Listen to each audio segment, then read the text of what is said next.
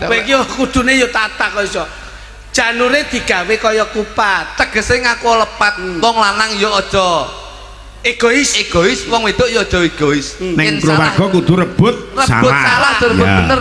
Dadi menungso ki luwih becik njaluk pangapura tinimbang ngewehi pangapura. Lho, kupatipun mboten kok wujudipun janur digawe kupat ning janur digawe keris ya ana. Keris ki bentuke menggak-menggok. Dadi rumah tangga aja sampai kaget karena kamu akan menghadapi lika-liku kehidupan.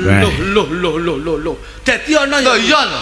Ana kupat ana keris jur janure dibentuk kaya manuk. Kuwi ndudone yen Mas Arifin duwe manuk. Lho. Ning dinding-nggon ki ya gawane kuwi. Tegese manuk ki filosofi. Manuk ki mibro sak nggon-nggon ning bakal mulih ning susuwe. Saman oleh nyambut gawe rono rene ning aja lali sampean saiki wis berumah tangga kudu mulih nyukupi keluargamu. Janure dicepke ning debok. Debok yen wis mantep kudu ndang bok. Lho.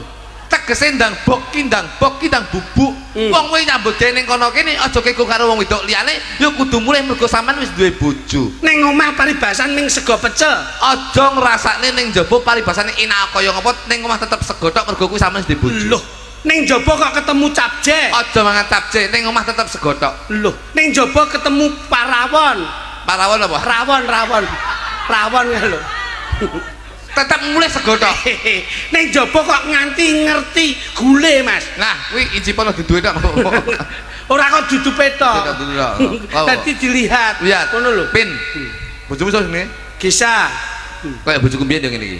Alah, bojomu mripate kira ngono kok dadak Kira matamu. Kayak pancen mripate ra rukun.